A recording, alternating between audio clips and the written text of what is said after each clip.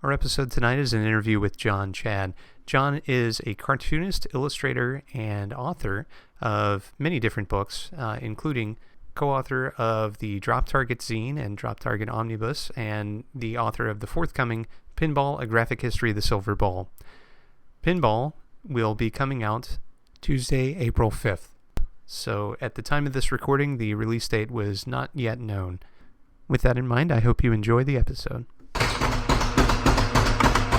What's that sound? It's for amusement only, the EM and Bingo Pinball Podcast. Welcome back to For Amusement Only. This is Nick and Ava. And we're joined tonight by Jon Chad. Jon? Hello. Jon is here to discuss with us a bit about pinball and specifically his new book, Pinball, A Graphic History of the Silver Ball. So, Jon, we were provided with a review copy, and Ava and I have both read it. And first off, I've got to say, fantastic work. Oh, thank you so much. Oh, yeah. That's very sweet. I really enjoyed it. That's I'm really excited to have people finally get their hands on it. And you guys have like a physical copy there, don't you? Yes. Oh my gosh. I actually do not have a physical copy yet. Well, but when we are recording this, I do not have a physical copy, but I'm sure I will. Hopefully soon, yeah.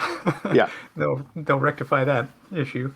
Jon, so you have been around pinball for quite some time now, and you have also authored another series called the Drop Target zine, and then a collected work called the Drop Target Omnibus, with a fellow cartoonist, Alec Longstreth. So what was your journey into pinball? I know that's recounted partially in Drop Target zine. Yeah, it's funny that this is in some ways a matter of public record because it's all in Drop Target. But Alec and I got into pinball through our love of Star Wars. We were both living in White River Junction, Vermont, and working at a cartooning graduate school called the Center for Cartoon Studies. And it was during a summer workshop that we were teaching a workshop and we wanted to do some sort of social event. And there was a local pool hall. And we both ended up there. And there was a Star Wars Episode 1 pinball machine, one of the two Pinball 2000 machines. And I had played pinball before. When I was growing up, I remember going to this really rink-a-dink amusement park in like middle of nowhere, New Hampshire, called Storybook Land. And the place that we used to stay when we would go to Storybook Land had a pinball machine in it. So I remember playing it a lot. I think it was a Indiana Jones.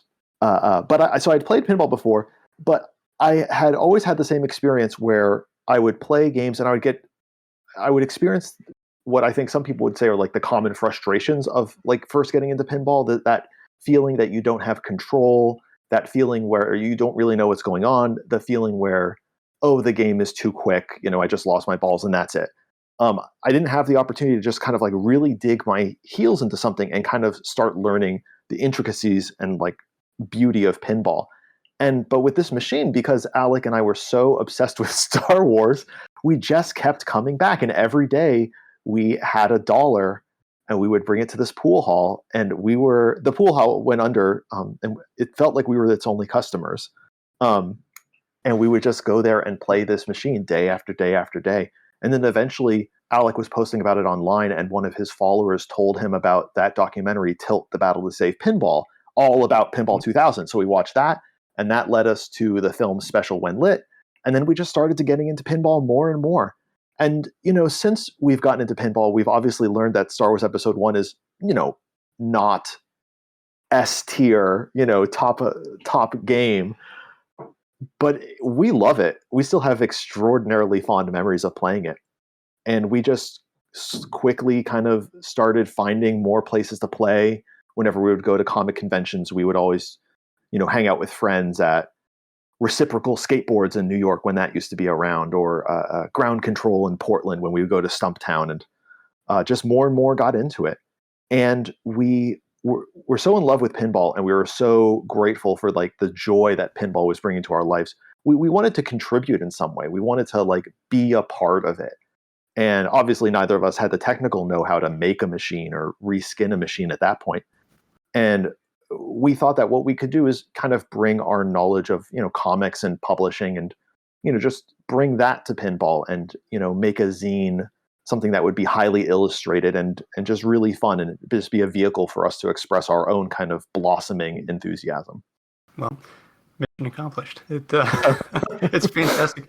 I was reading them individually and then, the collected works, and they're fantastic. And for listeners who don't know, this was a fairly poor introduction on my part, but Jon Chad is an amazing illustrator, comics artist, and his books are known, at least by myself and Ava and many other people that I've talked to, for their fantastic detail and highly technical, but also beauty. So, Jon, you've been working on many different things over the years that have been published and available, including a series of science comics. Yeah. And some of those, you did not do the illustration on that entire series, correct? You did a few different books, or? Yeah. That's a larger series that my publisher First Second has been doing since 2015, and they will either get a single illustrator author or pair up an author with an illustrator and tackle a wide variety of subjects. And I was one of the first books on the line. I did volcanoes, and then I did another one about the solar system. And now I'm actually in the finishing stages of a third one about the periodic table. But they've gotten all sorts of different people together to make all sorts of different books for that series. I'm so excited that there's enough interest in science and comics so that there can be a whole book about crows. Like a whole science comic about crows. That just makes me very, very happy that exists. There's one just about polar bears. And it's a very fun series to work on. But yes, long answer, short question. I did not draw them all, but I've done several books in the series. And Ava and my other daughter Sophia really know you from the Leo Geo books. So those are our family favorites. I've reread those many a time. It's funny. The first version of Leo Geo was just an experiment for me to draw something. I wanted to see if I could draw a comic without using panel borders. And I was like, okay, well, if I can't use panel borders, then either every page is just going to be one big splash illustration of, the court of King Arthur or something where there's a lot of people talking in a trail of word balloons, or I'm going to have to show multiple shots of a single character moving through an environment. And so I decided, okay, well, I'll show this kind of continuous landscape and I'll have a character, and that's how I'll achieve this idea of having a panelless comic. I never set out to make a comic about science or geology. It was more kind of what setting and narrative would fit this idea of like a continual visual canvas. And I was like, well, the either someone walks along a long forest trail, or how about going straight down, down through the center of the earth. But I had so much fun doing it, and I was approached by a publisher who asked if I would be willing to take Leo Geo and turn it into a science comic. And I was open to the idea. But in doing that process, I mean, Leo Geo in the original self-published version, he just talks about anything. He's just talking about like fried eggs and lizards and whatever. And then I was like, okay, well, this page, I guess I can talk about like, rocks and stalactites and stalagmites. Oh, I guess this one I could talk about the digestive system. And he's still kind of all over the place, but kind of honing it in on science. It was just really fun. It has turned out to be a really good pairing with my kind of art and my artistic aspirations. What I like to do with art has proven to be like strongly aligned with kind of educational stuff and nonfiction stuff. Obviously shines through and works very well. If at least my family is any indication. So you have also done all of the artwork for a pinball machine. So, Yes. how did you progress from playing that Star Wars Episode 1 to doing the art for an entire machine, which is a monstrous task? So the beginning of the story is a little embarrassing. Alec and I were working on Drop Target, and we were sending it out to everybody that we could think of. Everybody that was in those videos, Tilt, the Battle of Safe Pinball, Special When Lit, everybody in those we just thought were our absolute heroes. For the third issue, I think it was the third issue, we wanted to interview Bowen Cairns. And so Alec asked me, could I email Bowen Cairns and ask him if we could interview him? And I said, sure. And I got this incredible like stomach flu. I was like really, really sick. And I ended up like in the middle of the night, like just waking up like in a fever. And I emailed Bowen Cairns and I asked him if we could interview him. And I just like totally went off like, I think you're amazing. You're so cool. Those instructional videos are like the most important thing to us. I was just going on and on. And I also said, hey, I, love what you're doing with Papa. If you ever need like if Papa ever needs some help or anything like that, or if there's an opportunity that I could, help out with in terms of artwork, I'd love to participate. And then I sent the email, and I woke up the next morning not remembering that I had sent the email. And I got this very kind response from Bowen, but I was very, very embarrassed because I had like written this email in a fever dream, and I I was just very stressed out. It's like waking up and realizing that you like somehow got like the direct email to like Michael Jordan and like managed to email him. But just from there, I started working with Papa. I started doing a lot of shirts, posters, tokens, different pieces of merchandise and memorabilia from their various expos. And I was just able to meet a lot of people through that and through the zine. And one day I was just online. I just tweeted, I had heard that Spooky Pinball was doing the Dominoes machine. And I was just thinking like, how fun would that have been if it was like a party dude style machine? Like if it was like pizza party, like kids at a sleepover, just complete shenanigans, very like a very 90s thing. And I just pictured it in my head and it seemed really fun. And I just kind of tweeted like, I will draw this machine. Someone get in touch with me. And a friend was like, oh, well, like you should just talk to Spooky. Like just send them an email. And he gave me their email and I talked to Charlie, and it just so happened that they were starting work on the Jetsons and they were looking for someone that could replicate the Hanna-Barbera style. I was lucky enough that they gave me a shot, and it was a very, very stressful but very, very fun project. That's how I feel about most things. Yeah. We did a fantastic job. Now, I haven't played the Jetsons in person, but I have certainly admired your artwork through photographs. And Oh, thank you. Beautiful work. So, regarding that project, was there anything that turned out to be more effort or more difficult than you thought it would be when you started? I had decided for reasons that I can't really put my finger on now, that I wanted to draw it at size. I wanted to like leave that. I thought to myself, like, this is the only time I'm going to get to draw a pinball machine. And I want this big piece of 2 foot by 4 foot artwork. I want that like to be able to put in my house someday, or to give to somebody or whatever. And I just think the scale of it in a real environment, drawing it by hand, was tough. Because if you imagine, I don't know if either of you have ever had this problem with drawing. Have you ever drawn on like a really big surface, and when you draw and you are getting further and further away from yourself, it looks fine when you're sitting there, but then you stand up and look at it and like the perspective has changed. Like someone's head that you thought you drew this big, is now 2 times as tall. Yeah. It's like how they write the word stop on the road really long. So like from the car, it looks right. So I was running into that problem a lot, is that things were kind of getting loosey-goosey in perspective. So yeah, everything just involved with drawing big was a struggle. Yeah, perspective is hard.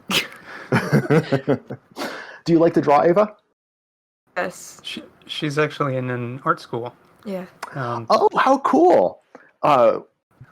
This is a turning the tables interview. What sort of art is your like kind of preferred medium or style? I like sketching the most, and I'd love to shade things, which is random, but Yeah. that's. I also like to do a lot of watercolor. Ooh, I admire how watercolor looks so much, but I just don't have. I'm something in my brain doesn't like connect. Watercolor requires a lot of time to like just leave it and dry, and you're like, okay, now I have to go finish that, dry it again, and then do it again, over and over. But yeah, it's Wow. fun. I really enjoy it. For your sketching, do you like to use like pencil, charcoal? What's your favorite I've sketching implements? used charcoal before. I don't currently own any, but I just normally just sketch with pencil. But I like to use the drawing pencils like 4B and 2B. Those are my favorites. Yeah, something nice and soft, real buttery. I've for years and years I've used a 4H pencil to do my comics because I have a really heavy hand, and when I was using things like a 2B or a 4B, I was having a hard time erasing them because they were just leaving these like super dark marks. I mean, the only problem is that a pencil that hard does leave like divots in the paper. Lines, yeah. But I don't know. I mean, it's out of those two like cons. Yeah, I'd rather have just like the light lines. Well, that's really cool. Sorry, just taking an art talk break. No. Yeah, I'm very proud of Ava and everything she's able to do. We a little behind the scenes. John and I talked a few days ago, and I was telling him that I can't even draw a stick figure correctly. You can draw a stick figure. If pressed. But yeah, so this is all years beyond my capability and understanding. So, John, speaking of, after you did the work for Spooky on the Jetsons pinball machine, what made you decide to write about pinball in a long-form comic like Pinball: A Graphic History of the Silver Ball? That book is really kind of a continuation of the journey that Alec and I set out to do.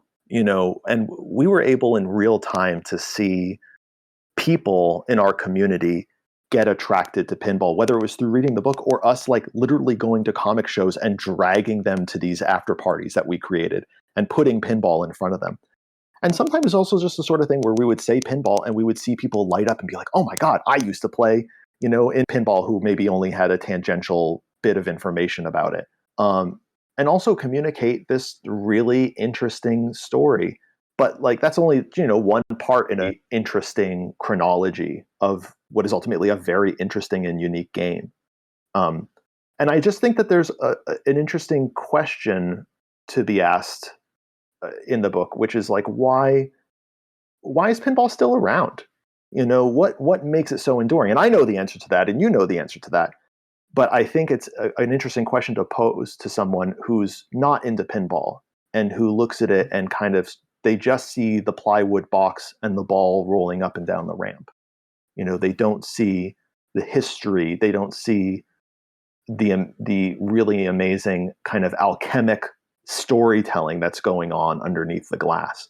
And so kind of lifting the veil and showing all that to somebody is, why I think I wanted to make the book. And this book covers not just the modern-ish era that Drop Target primarily focuses on, but it also goes all the way back to some of the earliest origins of pinball. And I wanted to call out a few things about this book. First of all, you have not in a bad way, in a good way. Nick is extraordinarily smart, and I'm just about to get absolutely fact checked here. No.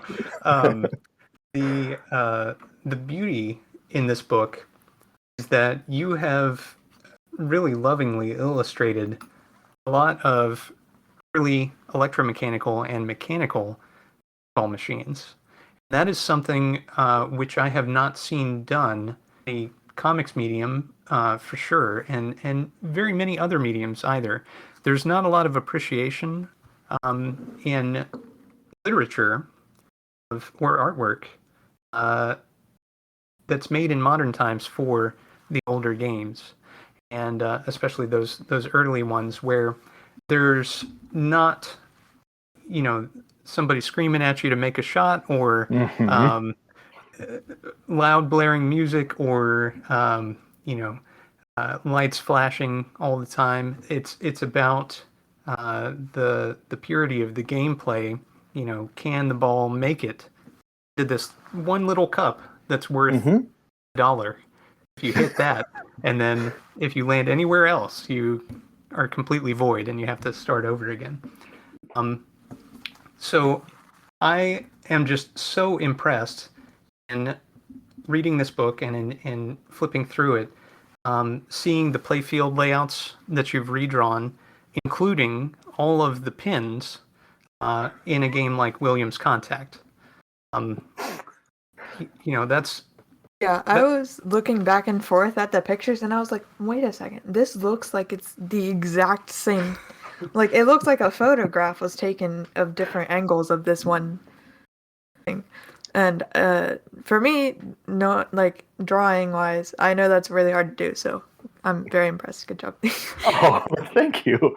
You know, it's sometimes it was tricky just from a drawing standpoint, because I worried that I was venturing into the territory of diminishing returns, right? Like, one of the beauties of comic storytelling is that I can have two rectangular boxes with four legs, and that can read as the idea of pinball, right? I think that there's some people in comics that would argue, do I need to draw every pin in Williams Contact? Probably not. But this was my love letter to pinball. This was I wanted to like really... I don't think that I am going to get a chance to make another book about pinball history. And so I wanted to give these machines the reverence that they are due. And unfortunately, one of my things that and Nick, we talked about this last time we chatted. One of the things I wrestled with is, what do I pick? Obviously you got to show Ballyhoo, but like, and you got to show Williams Contact. It's the first game with electricity. But then you have, hundreds and hundreds and hundreds of games to pick from. And, part of my process of kind of weeding through all of these games is like, okay, well, which ones do I want to show? Some of it was like, well, that looks fun to draw. Some of it was, okay, well, this I think is really exciting and resonates with like the sensibilities of today's designers. And some of them was just, what images do I have access to? I have a whole shelf back here. This is great for a podcast. I have a whole shelf right here that's full of pinball books. And pinball books, by and large, are usually just laden with photos, which is wonderful. But there's a limit. Again, hundreds and hundreds of machines were coming out in the 1930s. And I'm at the mercy of what I have access to, both in physical and in digital formats. So sometimes that was a defining feature of what I could draw, what I couldn't draw. But it was tough to think like, okay, well, is this the best example? Like, was Chicago Express really the game for me to show? Is there some other, pure mechanical machine that is like a better example of this or that? Or, is this like the best picture of Log Cabin I can get? And if I don't show Log Cabin the right way, am I going to feel like a real bozo? Speaking of, no, I'm just kidding. So, as part of the process of making this book, you conducted many interviews, and you call those out in the book itself. But you and I had talked about electromechanical games and how they function, specifically how score tallying works and that kind of thing. One of the things that I'm fascinated by is the evolution of the electronic and mechanical design Oh, sure. Did that help solidify part of that evolution for you? Yeah. Oh, absolutely. I was completely mystified. I'd been to the Pacific Pinball Museum and seen their see-through machine. Like, I'd seen it all work, but it still just really mystified me as to how everything was strung together and what was the sequence. And I think that's the thing that you really illustrated for me and really kind of helped solidify it in my head, was that it it is deceptively linear. It is like a single thing pulsing through different components. And I could start seeing how, if you imagine you have a train going from, LA to Chicago, that's like your Williams contact, right? A nonstop train, right? You got it's electrical pulse, it pushes out the ball, like that's it. And then they start doing more things and having to add relays, and now you have all these different stations along the train, and it's still the same path. You're still the end goal. It's still creating some effect, but they're adding all these things in between. At least that's how the relays felt to me. It felt a little bit as a choose your own adventure path, but mostly as like okay, well, then when this hits, it triggers this, which triggers this, which triggers this, which triggers this, and then the next time you hit it, it triggers this, which triggers this, which triggers that. So that, and I'm sure this is seeming wildly elementary, but for me, it was really helpful to think of it that way. In some ways, it made solid state, at the end of our conversation, feel more mystifying than electromechanical. As it should be. But the cool thing is that the way that the electromechanical works in some of those earliest games is the way that the most modern stuff works too. You still have essentially a relay path that's determining the fate of the ball in some way. It's just those relays are now code instead of physical relays. And more confusing language than just fixing things. Switches. Yeah. Jon, have you played a lot of electromechanical pinball? Have I played a bunch? I've played a fair amount. I am in love with the collection that the Pacific Pinball Museum has. When I moved out here, I was able to go a couple of times before the pandemic hit, and I'm really, really aching to go back. But I enjoy them quite a bit. I enjoy just the clarity. The pinball on a whole is cacophonous, but I sometimes feel overwhelmed by modern games. If I'm in a certain mindset, I just like to practice my flipper skills and try to master a game. And I just feel sometimes that's a lot easier with you. Jon, that was a perfect answer. That's exactly how I feel about electromechanical games as well. Do you have a particular favorite game that you like to play that attracted you in particular? I think it's called Space Odyssey. It's a Steve Kordek game that has like these two. It has like a drop a spot or a stand-up target in the middle that goes back and forth, and then it has these two scoops or saucers, I guess, that will shoot the ball out towards that center thing. And I like it for selfish reasons. One is because I actually have a copy of the playfield that I have in my apartment, which I really enjoy like looking at. I have a bunch of different playfields that just gave me a lot of power while I was drawing the book. But also there's just something that it just clicks with me. That game just really feels good. There's something about like getting the ball in one of those saucers and then having it shoot out, hit the stand-up target, and then go into the other saucer. And I've gotten it where it's done that like 5 or 6 times, and I just feel like I'm the king of the world. I feel so good. And also I just the art on the back glass is amazing, and the playfield art is refreshingly restrained, which is something that I really admire in the EM games. And that era is kind of, or even some of the early 80s stuff. Like you take off all the parts of High Speed, and there's like, I mean, there's not a lot on that playfield, but it's like such a amazingly huge artistic achievement. Sorry. No, it's perfect. Do you have any particular favorite wood rail games or 2-inch flipper games? I don't know that I could identify one, Jon, from my memory. I know. get this pandemic over with so you can get back to the Pacific Pinball Museum. Have a killer collection of wood rails from 1954 in particular. So next time you're down there. Back to the book a bit here. Totally not off topic at all. Right. We've already had one art diversion here, but I was wondering if we could take another one and talk a bit about your process and how it might have evolved from the work that you did in the drop target scene through pinball. Sure. My process has remained relatively unchanged for a decade. Only now, on the book that I mentioned earlier about the periodic table, have I started to do art digitally. But everything I did on the Jetsons, everything I did on pinball, everything else has been the same pen and paper technique. So I'll draw thumbnails on regular copy paper, and I really like to use a ballpoint pen just to force myself to not erase. Really commit myself to whatever the sketch is. And if I don't like it, cross it out, go to the next one. And so I'll do that. I usually do pages. If I'm doing comic pages, I'll do them in groupings of like 4 to 6, just so that I don't get overwhelmed, right? So I can look at a group of 4 pages, 6 pages and say like, okay, well, that's a unit. In this group, what do I want to accomplish?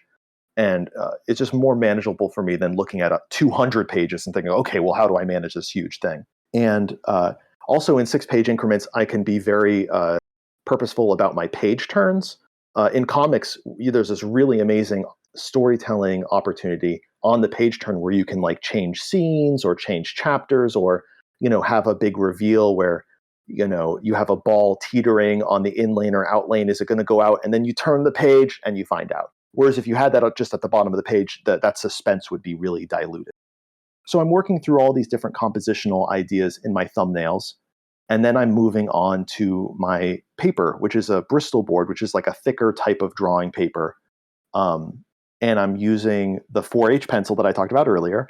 And I draw my pages in pencil. I am terrible at drawing certain things. And so by doing it in pencil, I can erase it, correct it. I can't draw hands, which was terrible for a pinball book.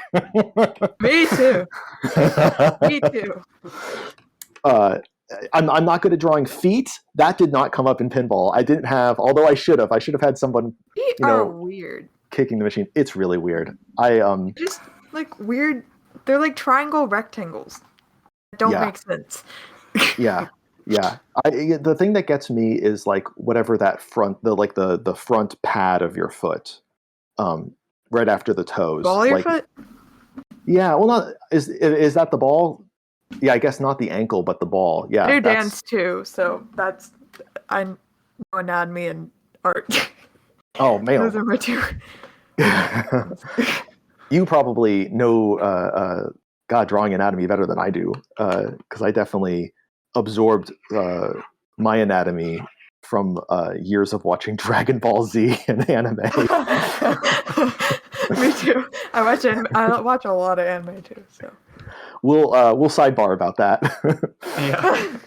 Yeah. Anyway, so now I've ruined the hands on my page several times and the feet that I've drawn. So I've corrected them. Everything looks fine. So then I bring in my inking implements, and I use a series of technical pens, microns, some of these. What I got here, a Copic multi-liner for my panel borders, and then the primary tool that I use to do my figure drawing, my effects drawing, and some of the art on the pinball machine is a dip pen. I use a Crowquill Hunt 102.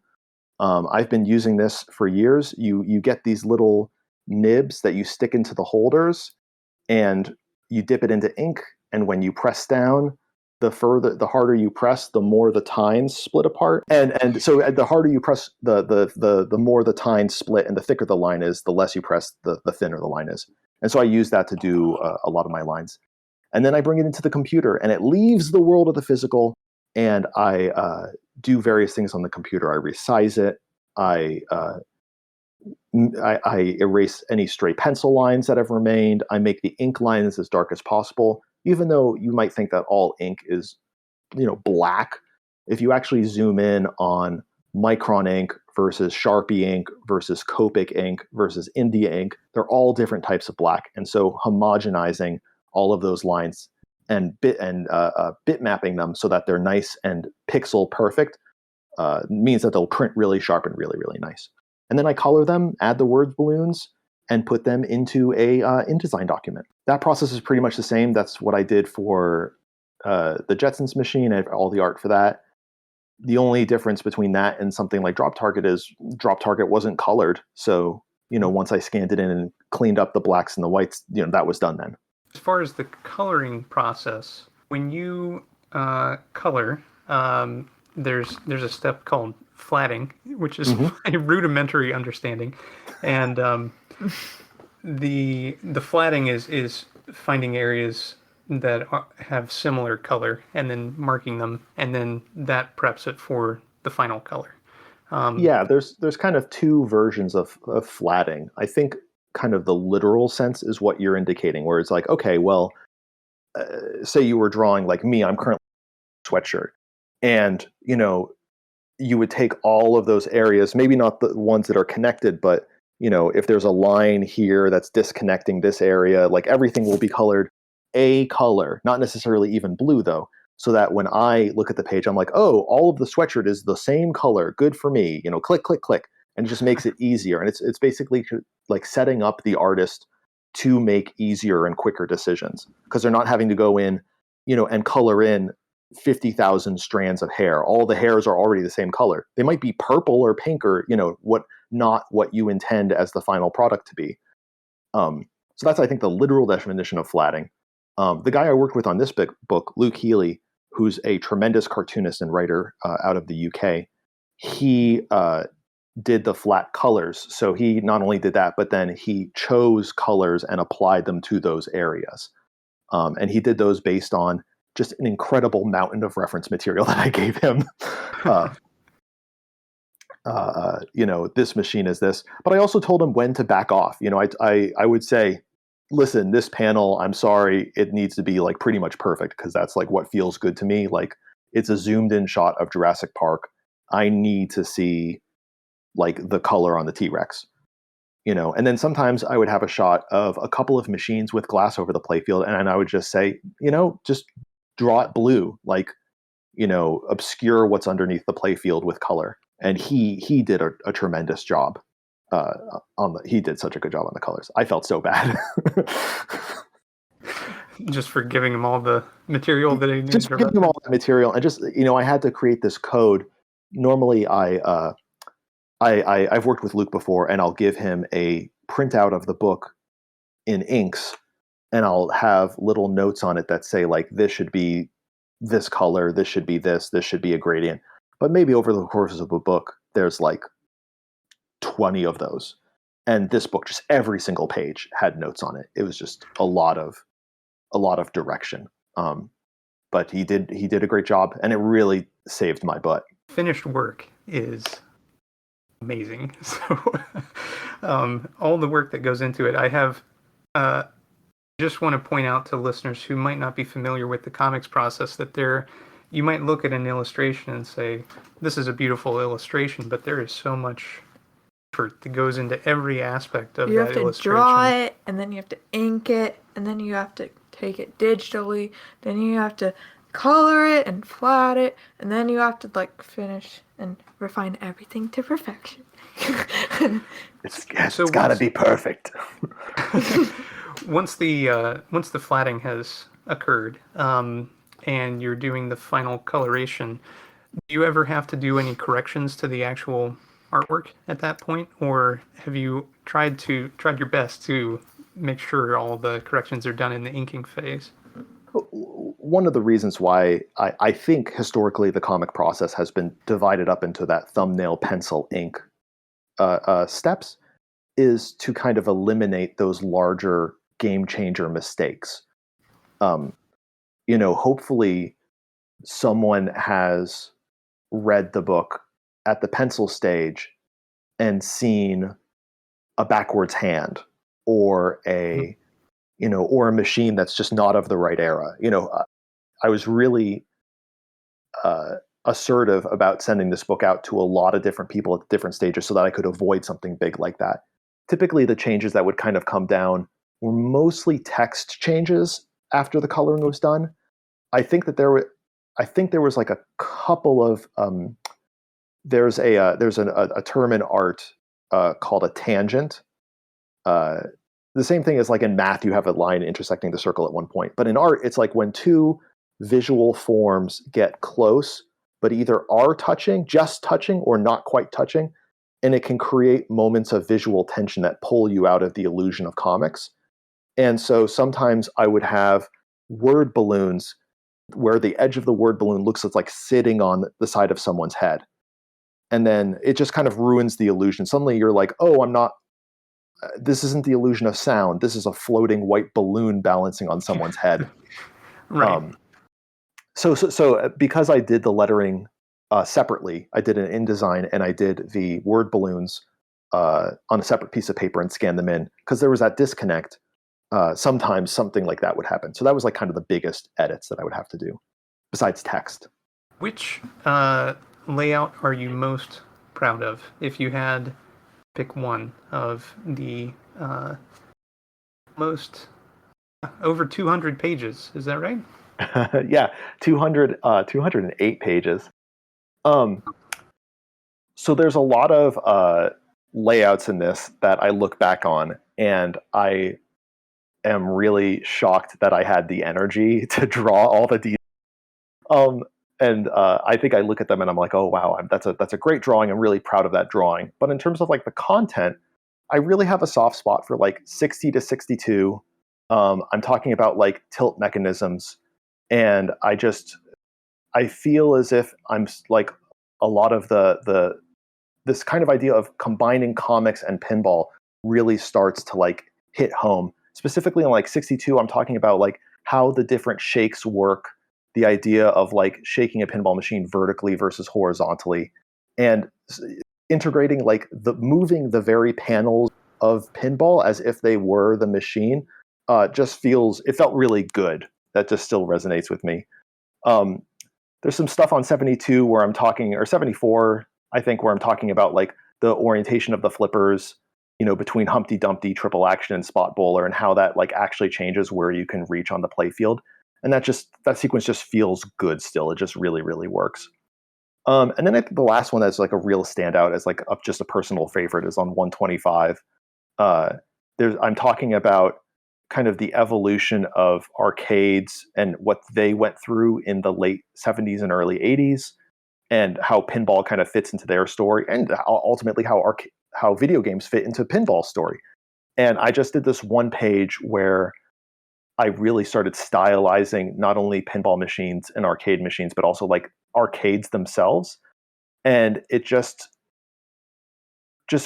feels really satisfying. I think that one of my fears when I first started working on this book was that I was going to be doing a book about a very kinetic and vivacious and lively game that is housed inside of a rectangular box that is a not terribly exciting physical object. I mean, just the silhouette is different, sure, and obviously for us people who love and can recognize that silhouette, it's fires different synapses. But if I take two boxes and just stack one on top of the other, that's not exciting necessarily. And an arcade as just a boxy building, is not exciting necessarily. But so I really enjoyed kind of warping the buildings and making them kind of more stylized and stuff. That just felt really good. That fourth panel of the arcade still feels really good. It looks really good too. Oh, thank you. Going back to the flipper trajectory illustration, and then on the following page, you've got the playfields colored in such a way that it shows the entirety that can be covered by the flippers. Is that the portion that you're talking about, or are you talking about the single panel with the angles of the flipper that are coming off the arrows. Coming directly off. I really like page 72. There's just something about the layout that really sings to me, kind of having those pull-out panels, with those like micro panels with the titles of the games, the creators above them. That first panel there that has that guy superimposed over the section of the Humpty Dumpty ad.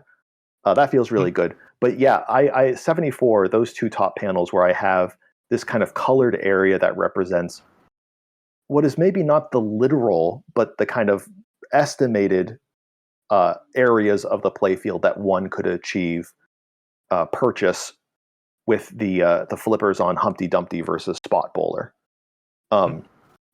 It's really funny. I mean, it really, the two flippers in the bottom in the Spot Bowler position has like really endured the test of time, and it's kind of amazing that there was anything before that.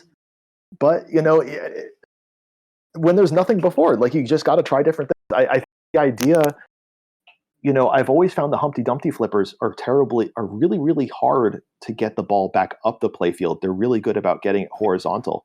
But I guess maybe, and I'm just considering this now in the moment, maybe, you know, that wasn't a goal, you know, when Harry Mabs was making it. Like maybe he wasn't like, oh, I want this to be a game that's played indefinitely. Maybe he just wanted it to, you know, have some fun flipping back and forth across the table. So it's such a, you know, unique mechanism when compared with what came before, and the ability for the player to control that. I tend to agree that it probably wasn't a design consideration that the ball should travel vertically. It can happen, but it's kind of rare. Sure. Yeah. I had not read the Harry Mabs pitch and bat story before I started working on this book. And I guess in my own personal like narrative of pinball, it just kind of like emerged from the ether. Just like the idea wasn't there one day and it was there the next. And it stands to reason that like there was something else in the gaming sphere that achieved this very thing involving a ball and a playfield. And it just was a matter of like putting the two ideas together. And the real, you know, advance was the electrical control and the shape. You know, it was very refined, especially compared to that on a traditional pitch and bat. So, very, very cool, the evolution, and of course, it's totally visible in your artwork. It's amazing. So, for listeners who would like to buy Pinball, A Graphic History of the Silver Ball, or any of your other work, how can they best accomplish that goal? There is a link to the Macmillan page for the book, which is kind of the overarching umbrella publisher of First Second. You can find that by going to jonchad.com. And that's John with no H. And there's a link right on the front page that can take you to the Pinball page where you can pre-order the book at a number of different online vendors. Currently, as of the time of this recording, the only place that I know of that you can pre-order the book IRL. Well, you can. It's in the Diamond Preview catalog, so you can go to your comic book shop and just request. You can request it. I think you can also go to your local brick and mortar store. But I know for a fact that if you're looking for a place that's local that will ship, Fountain Bookstore in Richmond, Virginia, has a pre-order page for the book because of an event that I'm doing later in February. By the time of this release, that event might have already happened. But you can get to that page by going to tinyurl.com/pin-event1. And I'll make sure that's linked in the show notes, along with jonchad.com. Ava, actually, this question is more directed to you. So, obviously, I've been obsessive about pinball and pinball history and so forth for many years here, and you've certainly had that ingrained in you from an early age. You've worked on games and so forth. What were your thoughts about the book? When I looked at it, I thought, wow, this is something that even a person who has barely played or played none of pinball has could understand what we're trying to get across and how pinball evolved through history. And I thought it was a very clever way of showing how it's evolved. And I really, really was paying attention to the illustrations, and I was like, wow, this has taken so much time and so much effort, and this is so cool, and I hope I can draw like this. And yeah, hopefully one day I'll get to draw or design. Oh, that would be fun. Oh my gosh, yes, please, that would be amazing. Thank you so much. I when you said when you called out specifically Williams Contact as like the game that you like were like, oh, that seems extraordinarily precise. That just made me so happy. That's like I could have made the book with far less details. I could have put one line instead of 5 lines on a given machine, but I wanted a range of people to be interested in this. And, because some of this stuff I think is going to be material that pinball people have heard before. They've heard the Roger Sharp story. They've heard Tilt, A Battle to Save Pinball. They know that Humpty Dumpty is the first game with flippers. Well, what can I provide to them? And in that case, it's a lavishly illustrated love letter of these extraordinarily complicated and fascinating pieces of, gaming history. And well, you did a very good job. Absolutely. And yeah, the thing that sticks out to me is that this is not only for all people or people who are extremely well versed in electromechanical or modern games or any specific era of pinball. It's really for anybody, I feel. Yeah. And you were saying the same thing, Ava. Any of your friends could pick this up and read it and be totally engrossed in the same way that you or I are. Especially since they're all art friends and they would appreciate the art. That helps too. But the story itself is also really it's cool. Incredible. And I like that you give definitions in the back, a glossary of different pinball terms. I think that's important, especially when you're talking about these kind of in the weeds kind of details about playing or how different mechanisms function and so forth. So, that kind of details and that attention to detail, not just in your illustrations, but in the entire process, really strikes a chord. And I think you've done a fantastic job, Jon. So. Thank you. All that back stuff, I have some sections in the back where I talk about different moves and, kind of what are the next steps. Because, again, all I want to be is that same entry point that, various things like Tilt, The Battle to Save Pinball, Special When Lit, or the, what is the Brenda Coleman, Sam Spool, Multiball magazine? Like us getting Multiball magazine in the mail was like a total, game changing. Or reading Match, the old pinball zine. That stuff is like really exciting. And so I don't have any illusions that like a young kid is to like pick up the book and then like literally bring the physical book to a like pinball machine, and be like, okay, what does Jon say about starting a game? But, I want to at least, hopefully arm someone with the knowledge so that they don't just go up to a machine, put in the coins, try plunging and be like, well, it ate my quarters, and then walk away. So even the very basic thing. Oh, go ahead. I thought it was very cool how I could like notice specifically just from like a piece of like one close-up shot of what machine I was looking at by just that close-up shot, which was really cool. And so to be able to identify that, like just from that specific shot, is incredible, and I feel like you deserve very high praise.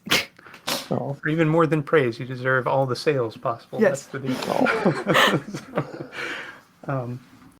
deal. John, you've hinted or you've told us a little about what's next, but can you tell us what's on the horizon? So you mentioned this book about the periodic table. Is that taking most of your attention and artistic focus these days? It is taking a vast amount of it. At the time of this recording, I'm currently coloring the book pretty feverishly, and I'm like 3/4 of the way done. And so that will be coming out probably early next year. And then I'm also working on these two books that are in the same vein of the science comics. It's kind of taking, like education and comics and putting them together. But it's about basic mathematics. There's a book about multiplication and division, and then a book about fractions and decimals. But it's all about like superheroes, fighting an evil supervillain, saving the world and stuff. It's just like very Jon Chatty. So I'm working on those 3 books this year, and that's pretty much got my attention for the foreseeable future. That's amazing, and I'll be looking forward to it. Absolutely. So definitely keep checking back at jonchad.com for not just ordering Pinball, a graphic history of the silver ball, but also John's forthcoming books. And you produce quite a lot of books for somebody who has such detailed illustrations. I'm just so amazed every time I look through some of your finished artwork here. It's gorgeous, John. Just fantastic job. And shucks. Exactly. So now is time for the hard-hitting questions, though. Oh, okay, good. I'm Rapid ready. fire. All right, good. Have you ever played a bingo pinball? I was chased out of a bar in Brussels because I didn't put money fast enough into a bingo machine. There was a brand new bingo machine in this bar in Brussels. I saw it from the street. I went in with my girlfriend, now wife, and I was standing in front of it. And I was like, oh my God, a modern bingo game. I've never even played an old bingo game. And I get out my euro to put it in the machine, and the bartender comes up and starts yelling at me. Now, I guess I just assumed that she didn't want me to just be like gawking, but she also could have been like, I don't know, you're a weirdo, get out of here. Like, we don't want tourists. I don't know, but I was like, oh, je suis désolé, and I got out of there. A near brush. A near brush. Other than that, I played one at what was the big Pinburg. I remember there being one there that I played. The when it was Replay FX, I remember playing a bingo game. But that is one that I know has an entirely huge, vast history. I'm a big fan, you could say. It's not like he's created any. It's true. But it's so interesting to look at the dual trajectory pinball had as well. So gambling device, amusement device, and where they started to diverge and where they joined back up. I find that bit of history as well as kind of the underbelly of the hobby and with regards to gambling very fascinating because it's obviously something that you can do with any kind of amusement device. Having a structured gambling game that relies upon player skill in the way that pinball does is so unusual. And if you think of a slot machine, the skill is in knowing the internals of the machine, which you're not privy to as a player. It's all luck. That's really fascinating. I've never thought about that. In fact, I make a reference to a slot machine having just a binary input, and but it's true that if one did have knowledge, then the skill would be, okay, well, this one versus this one versus this one, but that skill can't exist because you're not privy to the insight. That's really interesting. Yeah. That's part of the appeal of Bingo's. The other appeal, of course, is that they're like giant computers. And they're really fun to fix. They are extremely fun to fix. When you don't have to learn coding. But so aside from could I ask a follow-up question? Absolutely. Because I'm really fascinated by like pinball itself. The history can at times seem very linear, but I think that pinball itself is a branch off of a tree. I don't think that pinball is the trunk. I think that pinball is a branch off of lawn games. And from the bagatelle games from the courts of Louis XIV, you also get pool and snooker and bumper pool and stuff like that. And so when that branch of pinball branches off of lawn games, when does it branch off into bingo? Is it post flipper? I assume it's pre flipper. It's so bingo itself was an offshoot of a different style of game, which has its roots back in the 30s. But bingo started in 1951. They were a reaction to. Are you talking about like bingo, like bingo hall bingo, like not machine, but like? Oh, sorry. I mean bingo pinball. Okay. So, I was like, yeah. Is bingo from the 50s? Bingo, 1951. No. Bingo existed for some period of time long before that, but I don't know how long exactly. We're not fluent in the game. In the actual, bingo game. But that's a curious idea, because I'm sure that many of those styles of games do have common roots in, amusement and bingo, the game with with ping pong balls with letters and numbers is one such that can entertain multiple people at the same time. Whereas bingo. Whereas the pinball. Bingo pinballs or gambling pinballs, it's a single person opportunity there. So it'd be really interesting to figure out. I can see the gears clicking in here. Very slowly, but they are moving. Of like when pinball, the game. Yeah, the amusement versus the gambling factor for different parlor games and how that diversion happened. I'd be really fascinated if we're to learn that, like,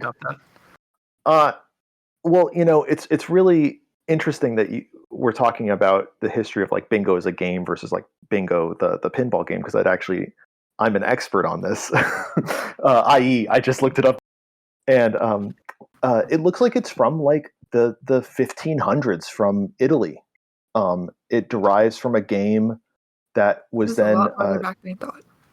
I know. But at the same time, I'm not surprised.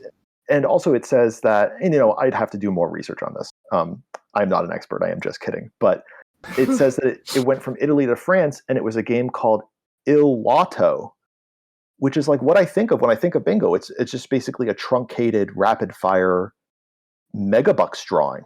You're just like megabucks drawing until somebody wins. And it's funny that it's so similar to gambling, but yet I think it's just treated culturally a lot different than gambling. I'm sure that, and I would love to learn more about what struggles bingo pinballs had to go through, or bingo machines. Is it unfair to call them bingo? I like to call them bingo pinballs, and the reason being that they are pinball. They have a spring-loaded plunger, they have pins on the playfield, they have balls. You have physical control of the machine. You're shaking it around, you're nudging it, you're pulling it away from specific holes. You're trying to get physical elements of the playfield to interact in a specific way so that you win. So people tend to call them bingo machines, and that's fine. But I feel like it takes a little bit away from the game aspect of it to try to not intentionally marginalize. That sounds really stupid. Category? but push them into a different category. Yeah, exactly. Than flipper games or amusement games. Sure. So that's my soapbox about bingo pinball. But this tangent about, when I mistakenly thought that you were saying that Bingo, the game, came out in 1951, you were instead referring to Bingo Pinball, which came out in the early 50s, you said? 1951. And yeah, that was a reaction to federal crackdown on one-ball machines. So those are the ones where they're similar to bingo pinballs, where you're building up a big game with one or more coins, but then you only have one ball and one shot to win. Yeah, Turf King. Oh yeah. Which Ava's restored the one I fixed up. Is an example of that. But yeah, those go back to the 1930s. Yeah, I actually think I have Turf King in the book. It's like a racing game, right? It is. It's a horse racing game. Yes. Yeah. It was actually hard to find those payout machines. I think it was this. It really illustrates kind of the fallacy that people were operating under. That like the market was saturated by these gambling payout machines, when really, I just don't know if they were as numerous as people thought them to be. They made a lot, but they were very expensive compared to amusement devices because they earned so much more. So they were able to charge more, and the mechanisms inside were more robust. And there's all kinds of topics I could take you down if you chose to hear about. He would talk all night, or for 400 plus episodes of a podcast. Yeah, Yeah.